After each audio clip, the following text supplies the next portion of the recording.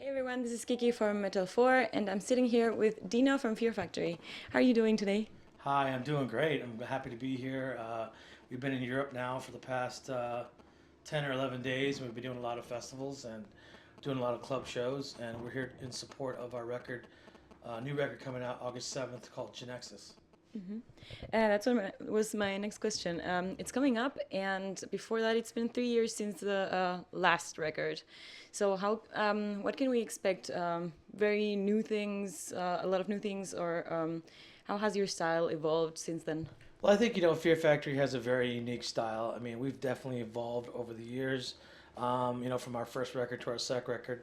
Second record was a massive jump, and then from going into the third record was another different period, and then going into the fourth record, a lot of things change. And every record we try to evolve a little bit different here and there. And I think on this record, we wanted to really concentrate on a lot of the groove element in this record, and there's also quite a few songs that are pretty fast. But we noticed that when we play a lot of the groovier songs live, that it grows over better, especially big festivals.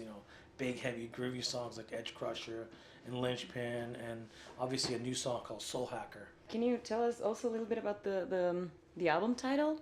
Well, the album title is called Genexus, and basically what it is a hybrid of two words: Genesis, which is the beginning, and Nexus, which is making a connection, and basically between organic and digital, where that makes a connection, that becomes one. That's what it's about. This year, Tony Campos joined the band, Mm-hmm. and he's also your bandmate on Assassino, right? Mm-hmm. Was it the obvious choice for you to work with him? Well, it kind of, we had asked him a while ago, and of course he was busy playing in a band called Soulfly. And so we had Matt DeVries come in, but unfortunately Matt DeVries, well, not unfortunate, fortunate for us, but for him, he wanted to spend more time with his family, so he left the group. And Tony found out, because Tony was playing in Ministry at the time, and so we were touring together. Mm-hmm. And then Tony decided to ask, because we hadn't made any kind of announcement yet. We didn't know anybody was going to find out. And then Tony just asked me, he goes, "Hey man, Matt's leaving." I'm like, "Duh, like, yeah, come on in." It was perfect. You're going on a huge US tour, and you're also touring Europe. Do you already have some kind of stage planning? What's gonna be going on visually? Yeah, we're definitely going to be incorporating more lights. We also had this production company that we're going to be working with that are going to be designing the whole stage design, especially for the D-Manufacture 20-year anniversary. We're going to come back here November, and we're going to do that record in its entirety. Mm-hmm. And so we're going to have a lot of stage design for that one.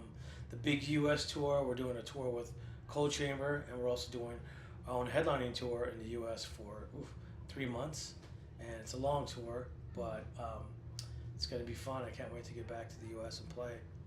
Sure, sounds fun. You're also you also have an upcoming gig in Tel Aviv, in Israel. Tel Aviv, yes, that's going to be our first time there. Are you looking forward to it, or Definitely are looking you forward to maybe it, yeah. also a tiny bit nervous with the situation in the Middle East? I don't like to think about it. I don't like to think about it, because every time, no matter whenever you leave, there's always something going down. Mm-hmm. I know a lot of bands during 9/11 that got stuck here in Europe. We've been on tour with Metallica where we couldn't fly because of the volcanoes. Mm-hmm. With the ash in the sky, you can't fly over it. We've been to Russia when there was problems there. We don't like to really think about it. We just hope nothing happens. You have been in the business for so long already. Have you seen, what are all the changes that you have seen that have impacted yourself the most? Well, I don't know about impacted myself, but, okay, about myself, it definitely made me see the world in a different eye, because, being, when we first got signed, we were just kids, 18, 19 years old. Never been outside, never been far, just LA, Mexico, LA. It's kind of the same thing. Mm-hmm. Never been out of the country as far as like going to Europe or anything like that. So when we got here, it was like, wow, it was a big culture shock. You know, there weren't a lot of American companies here yet. Like there wasn't like a Walmart's, there wasn't like 7-Elevens, there wasn't Starbucks, there wasn't KFC's, there wasn't McDonald's. Well, there was McDonald's was probably the only thing. Thank you so much for your time. I hope you enjoy your performance. Thank you. Have fun. I appreciate it for the opportunity.